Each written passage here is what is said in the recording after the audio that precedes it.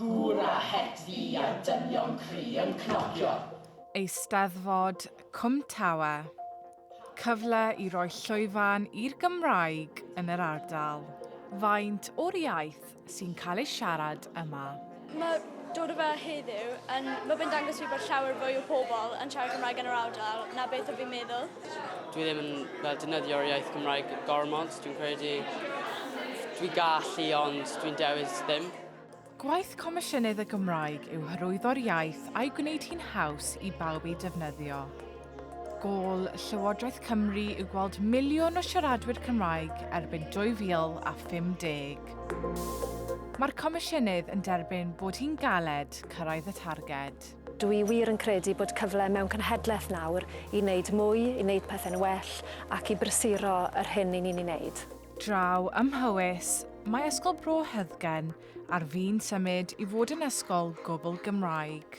Mae'r disgyblion ym Machynlleth yn gweld manteision siarad yr iaith. I love learning Welsh. I thought I would never learn it, but now I did. Enw I Hannah. Dwi'n byw Machynlleth. Yn Lloegr, mae dyfodol Ysgol Gymraeg Llundain yn fwy diogel ar ôl clywed y bydd Llywodraeth Cymru'n parhau i gefnogi addysg Gymraeg yno am flynyddoedd i ddod. Dwi'n hoffi dod i'r ysgol oherwydd mae gen i lot o ffrindiau ac ni'n chwarae lot o gemau. Dwi'n hoffi dod i'r ysgol oherwydd dwi'n hoffi ffrindiau fi a dwi'n hoffi playtime.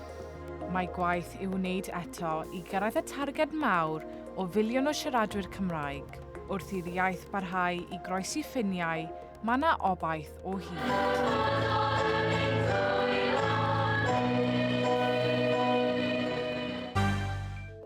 Fan hyn y bydd 96 o aelodau newydd etholedig Cymru yn dod wedi mis Mai a disgwyl newidiadau mawr i'r aelodau fan hyn.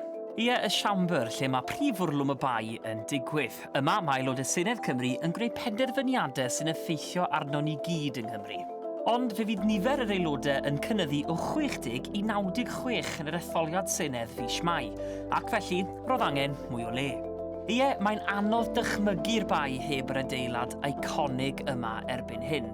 Ond mae'n debyg roedd yr opsiwn i symud walie'r siambr i wneud yn fwy wastad yn bosib.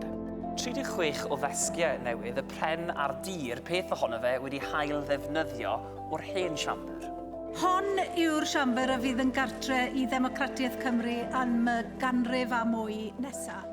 Erbyn hyn mae aelodau nôl yn y siambr ar ôl cyfnod yn yr hen siambr Tŷ Hywel dros y flwyddyn ddiwethaf yma. Ond wedi'r etholiad, fe fydd na wynebau newydd yn camu i'r lle hwn. Pwy fydd yn eistedd yn sef y prif weinidog? Pa blaid, pa weinidogion fydd yn eistedd fan hyn ar y meinciau blaen?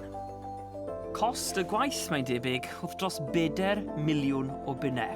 Do, mae'r siambr di newid, yn barod felly am newid hefyd yng Ngwleidyddiaeth Cymru wedi mis Mai.